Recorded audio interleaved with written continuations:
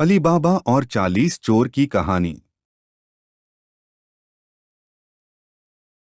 सालों पहले अली बाबा और कासिम नाम के दो भाई देश में रहते थे। पिता की मृत्यु के बाद दोनों भाई मिलकर पिता का व्यवसाय संभालते थे। बड़ा भाई कासिम बड़ा लालची था। उसने पूरे कारोबार को धोखे से हथियाकर अली बाबा को घर से निकाल दिया। इसके बाद अली बाबा एक बस्ती में चला गया और अपनी पत्नी के साथ एक झोपड़ी में गरीबी का जीवन जीने लगा। वह रोज जंगल में जाकर लकड़ियां काट कर बाजार में बेच देता था, जिससे घर का गुजारा करता था। एक दिन अली बाबा ने 40 घुड़सवारों को जंगल में लकड़ी काटते हुए देखा। घुड़सवारों के पास पैसे में थैले और खंजर थे। यह देखकर वह समझ गया कि ये सब चोर हैं। अली बाबा उन्हें एक पेड़ के पीछे छिपते हुए देखने लगा। तब सब एक पहाड़ के पास जाकर खड़े हो गए। तब चोरों का सरदार पहाड़ी के सामने खड़ा हो गया और बोला, सिम सिम खुल जा।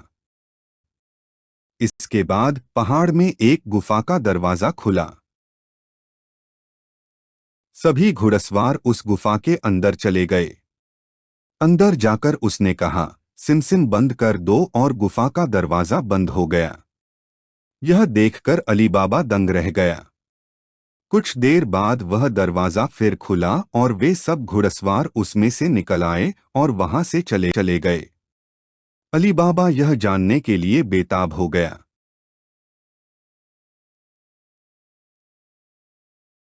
इस गुफा में क्या है और वे यहाँ क्या कर रहे हैं।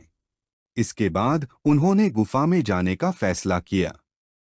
वह उस पहाड़ के सामने चला गया और बार बार चोरों के सरदार की बात कहने लगा, खुल जा सिम सिम, खुल जा सिम सिम। गुफा का दरवाजा खुला।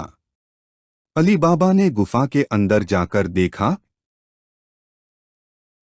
तो सोने के सिक्के, हीरे, गहने आदि थे। चारों तरफ खजाना था। यह सब देखकर उसकी खुशी का ठिकाना नहीं रहा। उसे पता चला कि वे चोर यहाँ आते हैं और चोरी का सारा माल छिपा देते हैं। अली बाबा वहां से सोने के सिक्कों का बंडल भरकर घर चला गया। अली बाबा ने घर जाने के बाद अपनी पत्नी को इस पूरी कहानी के बारे में बताया। एक साथ इतने पैसों को देखकर उनकी पत्नी हैरान रह गईं और पैसों को गिनने के लिए बैठ गईं। तभी अली बाबा ने कहा कि ये इतने पैसे हैं कि इन्हें गिनने से रात हो जाएगी। मैं उन्हें गड्ढा खोदकर छिपा देता हूँ ताकि किसी को हम पर शक न हो। अली बाबा की पत्नी बोली, मैं उन्हें गिन नहीं सकती, लेकिन एक आइडिया के लिए उनका वजन कर सकते हूँ। अली बाबी की पत्नी दौड़कर कासिम के घर गई और उसकी पत्नी से गेहूं तोलने का पैमाना मांगने लगी। यह देख कासिम की पत्नी को उन पर शक हो गया। उसने सोचा कि इन गरीब लोगों को अचानक से इतना अनाज कैसे मिल गया। वह अंदर गई और तराजू के नीचे गोंद लाकर उसे दे दी। अली बाबा की पत्नी ने रात में सभी अशर्फियों का वजन किया और सुबह सुबह उनके तराजू लौटा दी। कासिम की पत्नी ने तराजू को उलट दिया और देखा कि उस पर एक सोने की अशर्फी चिपकी हुई है। यह यह बात उसने अपने पति को बताई। यह जानकर कासिम और उनकी पत्नी हैरान रहे। दोनों रात भर सो नहीं सके। सुबह सुबह कासिम अली बाबा के घर गया और उससे पैसे का स्रोत पूछने लगा। यह सुनकर अली बाबा ने कहा कि आपको कुछ गलतफहमी हो गई है। मैं तो बस एक छोटा सा लकड़हारा हूँ। कासिम ने कहा कि तुम्हारी पत्नी ने कल हमारे घर से अशर्फियों को तोलने के लिए तराजू लिया था। यह अशर्फी तराजू पर फंसी मिली है। सबको सच बताओ वरना मैं सबको बता दूंगा कि तुमने चोरी की है। यह सुनकर अली बाबा ने पूरी बात सच सच कह दी। कासिम के मन में लालच आ गया। उसने खजाने को हथियाने की योजना बनाई और अगले दिन गुफा में पहुंच गया। वह अपने साथ एक गधा भी ले गया ताकि वह उस पर खजाना लाद सके। गुफा के सामने पहुंचकर उसने वैसा ही किया जैसा अली बाबा ने कहा था। सिमसिम बोलते ही गुफा का दरवाजा खुल गया। अंदर पहुंचने पर वह चारों ओर खजाना देख दंग रह गया। उसने बोरे में सोने के सिक्के भर दिए और भी गए कि बाहर जाते समय क्या कहना है। कासिम ने गुफा से बाहर निकलने की पूरी कोशिश की, लेकिन कोई रास्ता नहीं निकला। वह गुफा के अंदर कैद हो जाता है। कुछ देर बाद जब चोरों का जत्था वहां पहुंचा तो देखा कि बाहर एक गधा बंधा हुआ है। चोर अंदर जाते हैं और कासिम को ढूंढते हैं और उसे मार देते हैं। इधर जब कासिम घर नहीं पहुंचता तो उसकी पत्नी परेशान हो जाती है। अली बाबा से बड़े भाई को खोजने के लिए घर जाने को कहती है। खोजते खोजते अली बाबा गुफा में पहुंचा तो वहां उसने देखा कि भाई का गधा घास पर चर रहा है। वह समझता है कि कासिम अंदर गया था और चोरों ने उसे पकड़ लिया है। अली बाबा जब गुफा के अंदर गया तो उसे कासिम की लाश मिली। अली बाबा लाश को घर लाता है और बिना किसी को बताए उसका अंतिम संस्कार कर देता। इसे प्राकृतिक मौत घोषित कर देता है।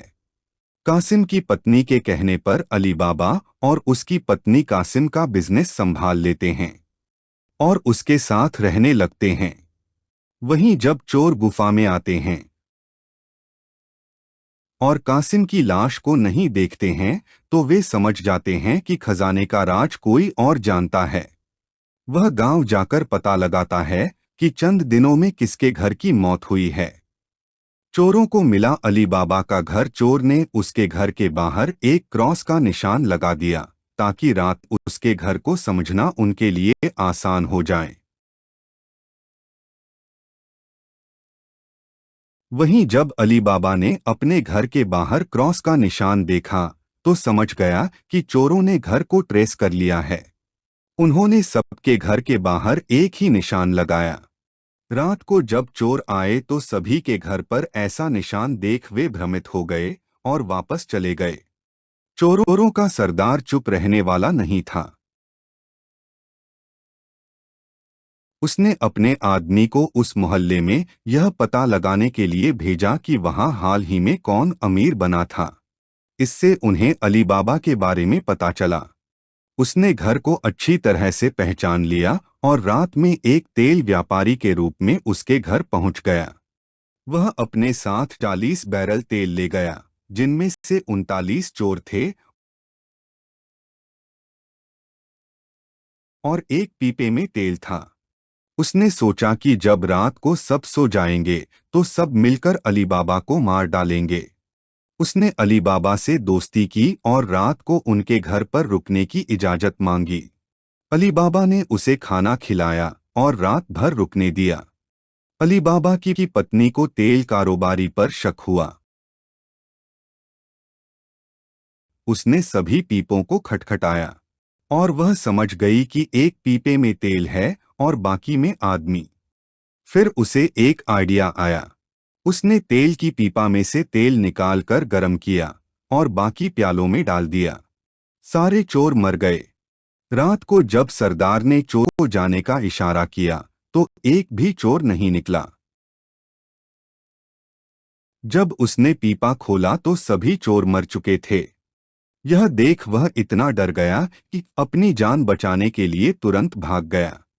सुबह अली बाबा की पत्नी ने यह सब जानकर अली बाबा को यह सब बताया कि वह बहुत खुश है।